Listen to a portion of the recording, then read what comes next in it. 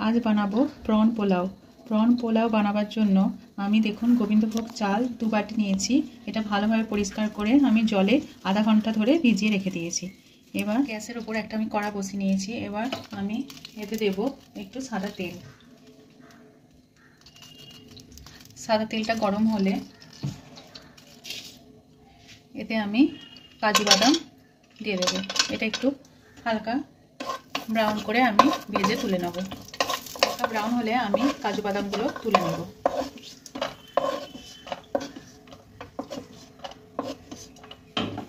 एबार आमी सादा तेलेर ओपर एकटा तेजपाता दारचिनी लवंग एलाइची दिए देब।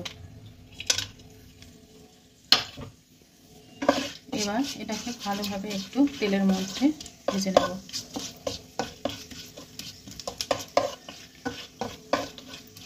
একটু ভাজা হয়ে গেলে এতে আমি কুচনো পেঁয়াজ দুটো মতো কেটে রেখেছি দিয়ে দেবো। লম্বা লম্বা করে কুচি রেখেছি, এটা দিয়ে দেবো।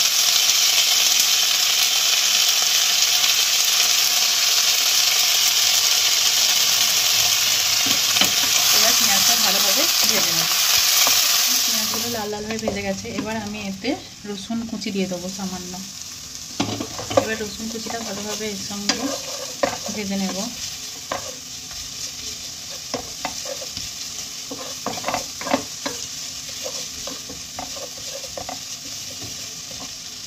आदा कुचिও দিয়ে দেব।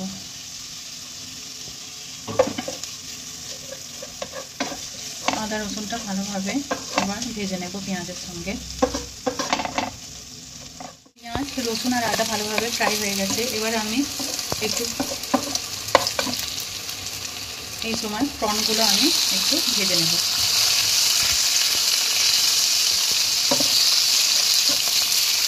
হালকা ভাজবো, প্রন বেশি ফ্রাই করবো না।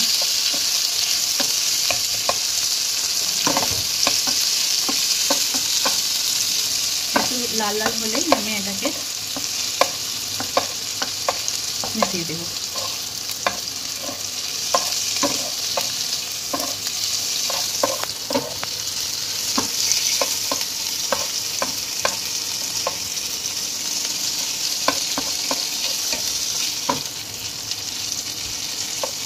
দেখুন রং ধরে গেছে। এবার আমি মশলাগুলো মিশিয়ে দিলাম।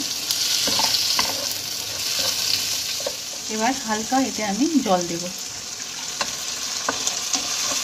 এতে একটু ঠান্ডা করে নেব।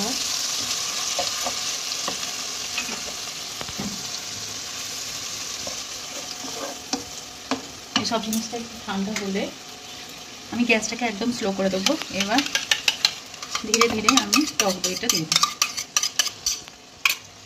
এর সঙ্গে ধীরে ধীরে মিশিয়ে নেব।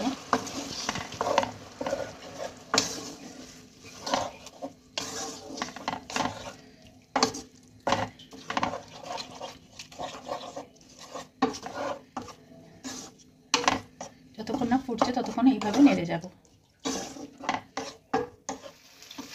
দেখুন এই দইটা ফুটতে লেগে গেছে। এবার আমি ভালোভাবে কষে নিলাম মশলাটাকে। তেলও ছাড়তে লেগেছে।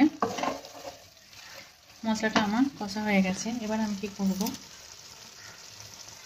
এতে গোবিন্দভোগ চাল যেটা আমি ভিজিয়ে রেখেছিলাম ছেঁকে ছেঁকে এতে দিয়ে দেব। এইভাবে আমি নেড়ে নিলাম। এবার এতে দিয়ে দেবো পরিমাণ মতো নুন।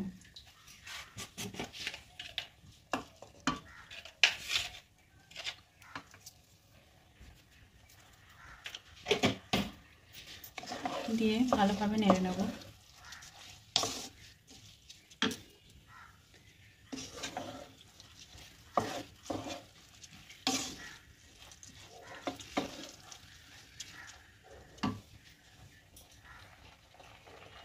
এবার এতে আমি নারকেলের দুধ দিয়ে দেব।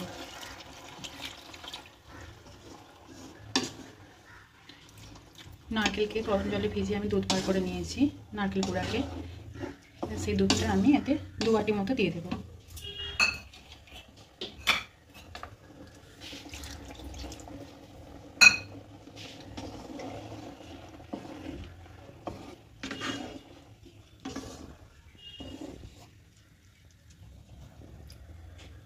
দিয়ে এটা আমি ফুটতে দেব।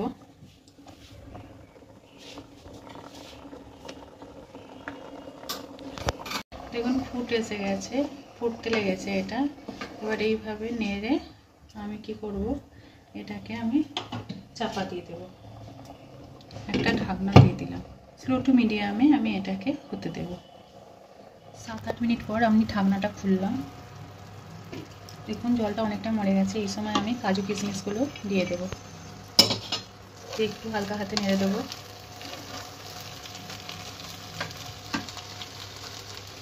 আর একটু চিনি দিয়ে দেবো।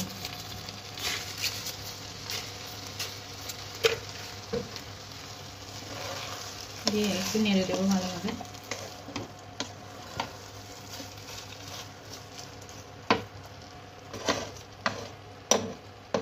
দিয়ে আমি আবার 5 মিনিট মতো স্লোতে রেখে দেবো। এবার দেখুন 5 মিনিট বাদে জলটা একদমই শুকিয়ে গেছে, নিচে পুরো একদম জলটা শুকিয়ে গেছে। এবার আমি এতে দিয়ে দেবো 1 চামচ মতো ঘি দিয়ে এটা ভালোভাবে মিশিয়ে নেব।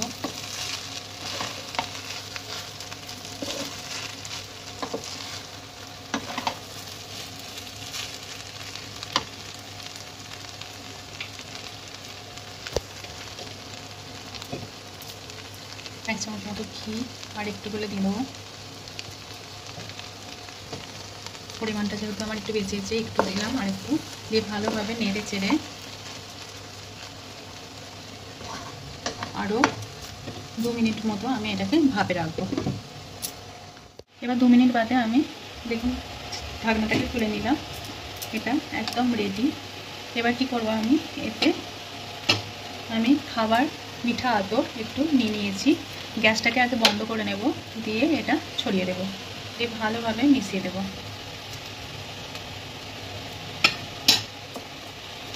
ভালোভাবে মিশিয়ে দিলাম।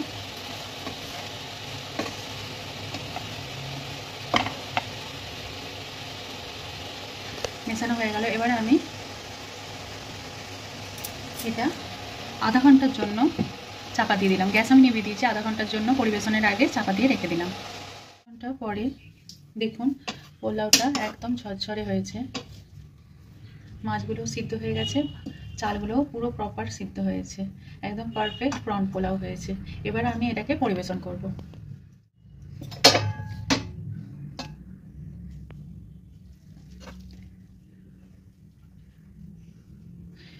প্রন পোলাও খেতে খুবই টেস্টি হয়, এটা যে কোনো কারির সঙ্গে দারুণ লাগবে, এমনি শুধু খেতেও দারুণ লাগে।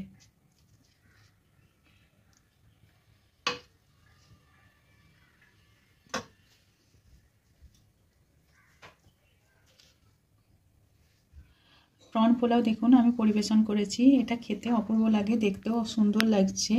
এইভাবে আপনারা করে দেখবেন, খুবই টেস্টি হয়। আমার এই রকম রান্না যদি আপনাদের ভালো লেগে থাকে, আমার চ্যানেলটিকে সাবস্ক্রাইব করবেন, আমার ভিডিওগুলো শেয়ার করবেন। ধন্যবাদ।